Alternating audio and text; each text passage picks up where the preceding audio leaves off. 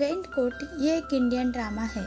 ये कहानी दो प्रेमी जोड़ों की है जो तकदीर के मारे हैं, जो किस कारण एक दूसरे से बिछड़ गए हैं। फिर भी उनके लिए एक दूसरे के लिए हमदर्दी कम नहीं हुई है। फिर इसके लिए उन्हें झूठ का सहारा लेना पड़े तो भी गम नहीं। ये कहानी हमें वास्तव में ये एहसास दिलाती है कि प्यार क्या होता है। इससे पहले कि हम इस कहानी को देखें, अगर आपको मेरा काम पसंद आता है तो वीडियो को लाइक, शेयर, चैनल को सब्सक्राइब जरूर कर दे। मनोज एक मिडिल क्लास फैमिली से है जो अपने माँ के साथ एक गांव में रहता है। एक फैक्ट्री में वर्कर का काम करता है, लेकिन किस कारण वो फैक्ट्री अब बंद पड़ गई है। अब मनोज एक बेरोजगार है और गांव में किस तरह का छोटा मोटा बिजनेस शुरू करना चाहता है, लेकिन बिजनेस शुरू करने के लिए कम से कम 35,000 रुपया चाहिए। ये 2004 का समय की बात है। उस समय 35,000 की कीमत काफ़ी है। मनोज के कॉलेज के फ्रेंड्स कोलकाता में अच्छी खासी मल्टीनेशनल कंपनी में काम किया करते हैं।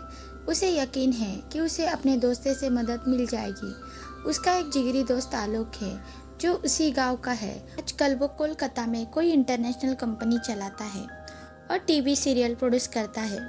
मनोज की कोई मदद करे या ना करे, आलोक जरूर मदद करेगा, लेकिन आलोक भी अकेला इतना पैसे नहीं जुटा पा रहा था। इसलिए कोलकाता आने पर मनोज और आलोक यहाँ काम करने वाले दोस्तों से थोड़ी थोड़ी रकम की व्यवस्था करने की योजना बनाते हैं। आलोक ने सबको पहले ही फोन कर दिया है। उन्होंने एक चिट्ठी भी लिखी है जिसमें मनोज की पूरी कहानी है कि कैसे झूठ फैक्ट्री बंद होने के बाद उसकी आर्थिक तंगी से गुजरना पड़ रहा है। बिजनेस शुरू करने के लिए वह दोस्तों से मदद की उम्मीद करता है, लेकिन मनोज बहुत ही स्वाभिमानी व्यक्ति है। दोस्तों से पैसे मांगना उसे अंदर ही अंदर मन में खाए जा रहा है, पर फिलहाल वह अपनी मजबूरी के ऊपर बाथरूम में बंद होकर रोने के अलावा कुछ और नहीं कर सकता है। आलोक की पत्नी शीला भी एक अच्छी महिला है, इसलिए अपने पति का अपना काम छोड़कर दोस्त के लिए पैसों का जुगाड़ करने के लिए उसे कोई आपत्ति नहीं है।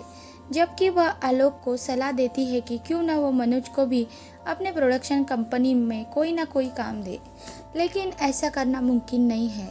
मनोज इस तरह के काम के लिए नहीं बना है। उसका व्यक्तिमत्व ऐसा नहीं है। इसके लिए बड़ा चालू दिमाग होना चाहिए। आलोक ने ऑफिस जाने से पहले मनोज को उन दोस्तों के पते थमा दिए थे जहां उसे आज जाना है। आज आलोक उसे एक टाइम नहीं दे सकता क्योंकि दूरदर्शन वालों का टाइम स्टॉल लेकर उसकी मीटिंग है। इसलिए मनोज खुद ही जाकर दोस्तों के यहाँ से पैसा जमा कर लेगा। मनोज के जेब में एक और एड्रेस निकलता है। वह आलोक से पूछता है कि यह एड्रेस कहाँ पर है, लेकिन जब मनोज वो एड्रेस देखता है तो बड़ा गुस्से में आ जाता है क्योंकि यह एड्रेस मनोज की एक गर्लफ्रेंड नीरू का होता है। 6 साल पहले उसने मनोज को छोड़ के एक अमीर आदमी से शादी कर ली थी। भागलपुर से कोलकाता के लिए निकलने से पहले मनोज के माँ ने भी वहां जाकर हाथ फैलाने से उसे मना किया था, लेकिन आलोक के इस शर्त पर कि अगर वह नीरू से मिलने गया तो कम से कम 15,000 रुपया लेकर आएगा। आज तेज बारिश हो रही थी, इसलिए निकलने से पहले उसे उस रास्ते का पता बता दिया गया और उसे एक रेनकोट दे दिया। और आलोक की पत्नी ने उसे एक फ़ोन थमा दिया ताकि किसी तरह की प्रॉब्लम ना हो, वह फ़ोन कर सके। पहले आलोक की पत्नी शीला उसे कहती है कि अगर वह अपनी गर्लफ्रेंड से मिलने जा रहा है तो उसके लिए कुछ गिफ्ट भी लेके जाए, पर मनोज की जेब में एक पैसा नहीं है। उसका पर्स तो भारी मालूम पड़ता है, पर पैसों के मामले में खाली है। इसमें केवल कागज और गुटके भरे हैं।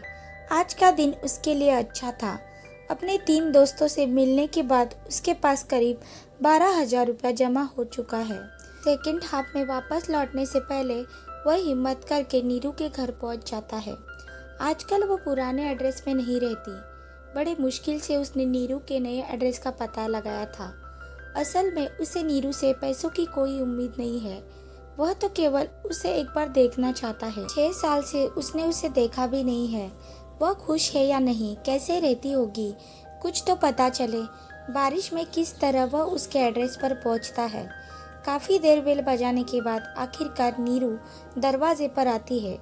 मनोज को देख के वो खुश हो जाती है और कहती है कि उसकी आँख लग गई थी, कहीं वह ज़्यादा देर तक बाहर खड़ा तो नहीं था। इस टाइम पर घर के नौकर भी घर में मौजूद नहीं रहते हैं। पत्ते खेलने के आदी है, दोपहर में अक्सर गायब ही रहते हैं। दो दो नौकर है पर किसी काम के नहीं है। मनोज नीरू के घर में ढेर सारे फर्नीचर देख के पूछता है कि इतने सारे फर्नीचर यहाँ क्यों भर के रखे हैं। तब नीरू कहती है कि उसके पति कहते हैं कि सारे फर्नीचर एंटीक है, हटाए नहीं जा सकते। बड़े घर की बहू होना यही तो नुकसान है, पुरानी चीजें भरी रहती है। मनोज देखता है कि पूरे घर की खिड़कियां बंद है, इसलिए कहता है कि उसे घुटन सी हो रही है। पर नीरू कहती है कि खिड़कियां खोलने से बारिश का पानी घर में घुस आएगा। घर की बिजली भी गई है, बेचारी को जनरेटर भी चलाना नहीं आता है। पता नहीं नौकरों ने डीजल कहाँ रखा होगा। उसके पति के बारे में पूछने पर नीरू कहती है कि वह जर्मनी में गए हैं, उन्हें आज आना था पर ऑफिस से उन्हें कॉल आया कि उन्हें उधर से जापान के लिए निकलना होगा। अब तो उसे अकेले ही रहने की आदत सी हो गई है। अब आदमी हमेशा घर से बाहर ही रहे तो वो उसकी कितनी खबर लेती फिरेगी। उनकी सेक्रेटरी उसे सब कुछ बता देती है। तब मनोज कहता है कि वह भी अपने पति के साथ विदेश घूमने क्यों नहीं चली जाती। घर में रहकर उसका रंग उतर सा जा रहा है, उसे दुनिया घूमनी चाहिए। पर नीरू कहती है कि उसे अंग्रेजी भी नहीं आती है, अगर प्लेन के टॉयलेट में बंद हो गई तो किसी को बुला भी नहीं सकेगी, वह तो घर में ही ठीक है। तभी घर का डोरबेल बजने लगता है। जब मनोज दरवाजा खोलने के लिए उठता है तो नीरू कहती है कि प्लीज वो बैठा रहे, बाहर कोई भी है, अगर उसे उसके साथ देखेगा तो कुछ गलत समझेगा। अगर इस बारे में उसके पति को पता चल गया तो उस पर शक करेगा।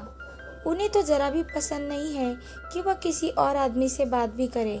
थोड़ी देर बाद जब नीरू मनोज से पूछती है कि वह आजकल क्या कर रहा है, तब वो बड़े भाव से कहता है कि उसने एक प्रोडक्शन कंपनी शुरू करी है। उसकी टीम लोकल टीवी सीरियल बनाती है। यहाँ कोलकाता में आज उसकी दूरदर्शन में मीटिंग थी। तभी उसे आलोक की पत्नी शीला का फोन आता है। तब वो फोन पर उसे बड़े कॉन्फिडेंस में बात करता है। शीला को भी अजीब लगता है कि अचानक उसका बर्ताव कैसे बदल गया।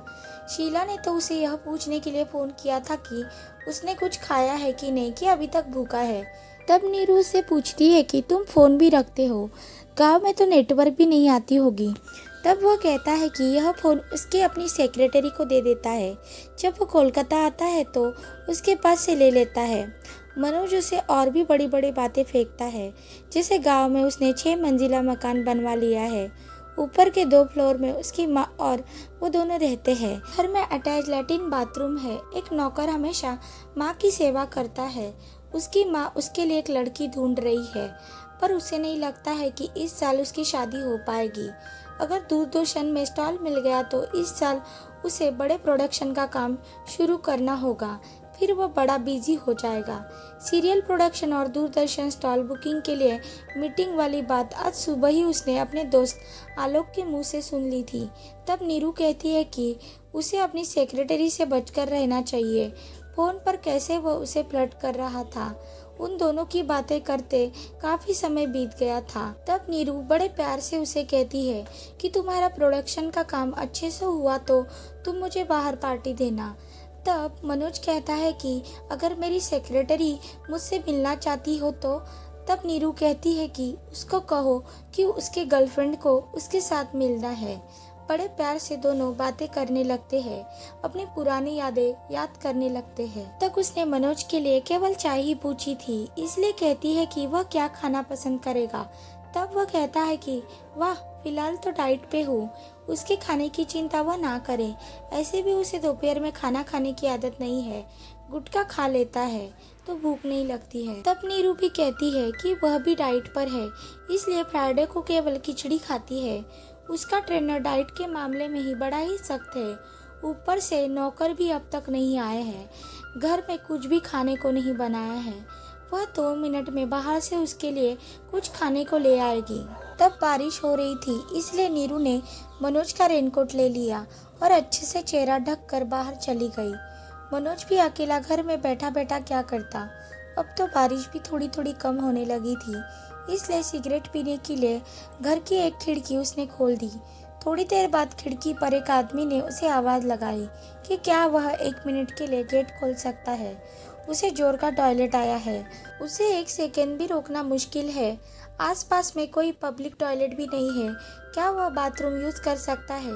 उसकी बातों में आकर मनोज घर का दरवाज़ा खोल देता है। टॉयलेट इस्तेमाल करने के बाद वह मनोज से कहता है, इतनी देर से वह बाहर इंतज़ार कर रहा था, अब अंदर आ गया है तो ऐसे ही नहीं जाएगा। तुम कौन हो जो मुझे अपने ही घर से बाहर निकाल रहे हो? तब मनोज कहता है कि वह नीरू के गांव से आया है, एक ही मोहल्ले में पले बड़े हैं। कोलकाता आया है तो सोचा कि उसका हालचाल जान ले। मनोज कहता है कि उसे पता नहीं था कि वह उसका हस्बैंड है। तब वह आदमी कहता है कि वह उसका हस्बैंड नहीं है, क्या वह उसको अब भी जवान लगता है? उसने तो यह कहकर उसका दिन ही बना दिया। वह आदमी कहता है कि वह मकान मालिक है, हर रोज किराया वसूलने के चक्कर में यह आता है, पर वह दरवाज़ा नहीं खोलती, सारी खिड़कियां बंद रखती है। आज भी वह सुबह से घर के बाहर नहीं थी। तुम रिक्शे में आए, बेल बजे अंदर चले गए, उसने सब देखा है। तब मनोज कहता है कि यह घर तो नीरू का है, उसके हस्बैंड का है। तो मकान मालिक कहता है कि फिर यह भी कहा होगा कि यह फर्नीचर भी उसका ही है, यह सब तो नाटक कंपनी का है। ये बड़े चालाक लोग हैं, यह उसी के मकान को नाटक कंपनी का गोदाम बना दिया है, उससे भाड़ा भी वसूलते हैं। अगली बार आओगे तो फर्नीचर का नया सेट मिलेगा। तब मनोज कहता है कि उसने तो शादी के टाइम देखा था कि उसके हस्बैंड का परिवार अच्छा भला सेटल था। तब मकान मालिक बताता है कि उसके पति ने उसके एक बड़ी कंपनी का लेटर दिखाया, इसलिए उसने मकान भाड़े पर दे दिया। लेकिन जब भाड़ा समय पे नहीं मिलने लगा तो उसने इंक्वायरी की तो पता लगा कि लेटर फर्जी था। उसका पति तो कब का नौकरी पहले ही छोड़ चुका था, जिस कंपनी में काम करता था वही फ्रॉड कर दिया था, इसलिए नौकरी चली गई थी। दूसरी कंपनी ज्वाइन की, इसमें भी वही सब किया, इसके लिए उसे फिर से नौकरी से निकाल दिया गया। फिर तो बेरोजगार हो गया, घर में बैठे बैठे शराब की लत लग गई। अब आधी रात में आएगा, शराब के नशे में धुत होकर इधर उधर गिर जाता है। मकान मालिक कहता है कि वह उन्हें 2-3 दिन में यहाँ से निकालने वाला है। उनका 4,000 महीने के हिसाब से 10 महीने का 40,000 भाड़ा है, कहाँ से देंगे? पैसे खाने तक के नहीं है उनके पास।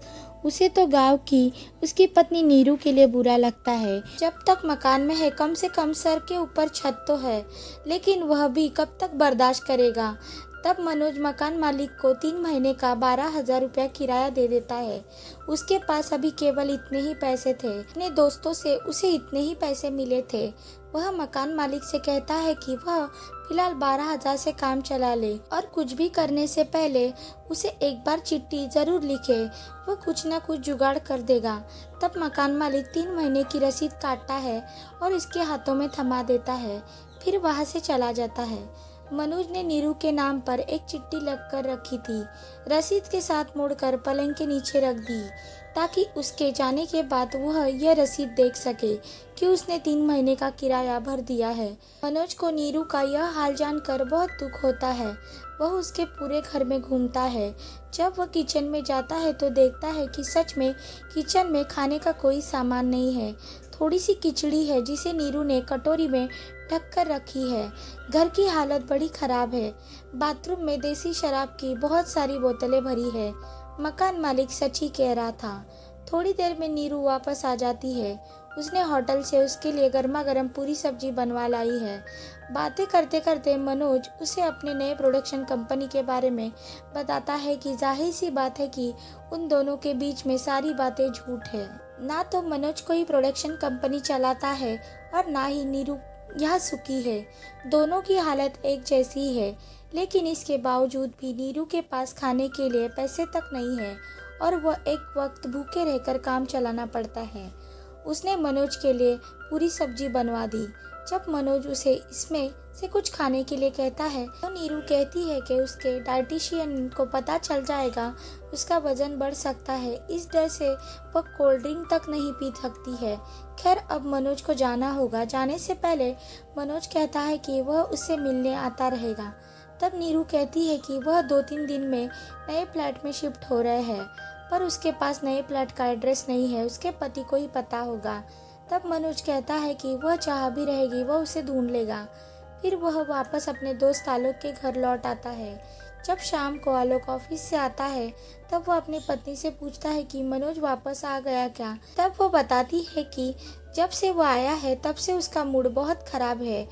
तब वह पूछता है कि क्या बात है। उसने तो अपने दोस्तों के साथ फोन पर बात की थी, उन्होंने तो उसे पैसे दे दिए थे, आखिर क्या हो गया। तब आलोक की वाइफ कहती है कि किसी ने उसकी जेब मार ली, सारे पैसे लूट लिए। तब मनोज वहां आ जाता है और कहता है कि भाभी मुझे बचाने के लिए झूठ बोल रही है। इसके बाद वह अपनी सारी बातें बता देता है।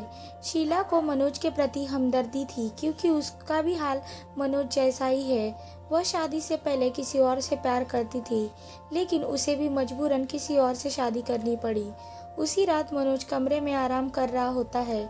शीला कमरे में आती है और कहती है कि रेनकोट में उसका कुछ सामान छूट गया है और रेनकोट की जेब में नीरू के गले का हार रखा है। इसमें एक चिट्ठी भी है जिसमें नीरू ने लिखा है कि जब वह खाना लेने बाहर गया था तब उसने रेनकोट में रखी उसकी चिट्ठी मिली है। उसकी नौकरी चली गई है और वह अपने दोस्तों से पैसे उधार लेने आया है। उसे पैसों की इतनी ज़रूरत थी, फिर भी उसने उसे क्यों नहीं बताया। थोड़े से पैसों की तो बात थी, वो उसे अपना लॉकेट दे रही है, इसे बेचकर वह पैसों का जुगाड़ कर सकता है। वह उसे पैसे कैश में दे सकती थी, लेकिन सारे लॉकर की चाबी उसके पति के पास है। फिलहाल उसे उस चैन को बेचकर कुछ पैसे मिल जाएंगे, उसका काम चल जाएगा। दोनों एक दूसरे के बारे में सब कुछ जान चुके थे, लेकिन उन्होंने इसकी शिकायत एक दूसरे से बिल्कुल नहीं की, बल्कि अपनी ज़रूरी चीज़ देखकर एक दूसरे की मदद करने की कोशिश की। यही असली प्यार है। भले ही उन दोनों ने अपने आर्थिक हालात के बारे में एक दूसरे से झूठ कहा, लेकिन एक दूसरे के लिए निस्वार्थ कुछ भी करने की चाहत अब भी उनमें है। भले ही वह अब साथ नहीं है, पर यह तो तय है कि ईश्वर ने उन दोनों को एक दूसरे के लिए ही बनाया है और आगे जाके शायद मनोज और नीरू साथ में ही रह सकते हैं। उम्मीद करती हूँ कि आपको ये कहानी पसंद आई हो।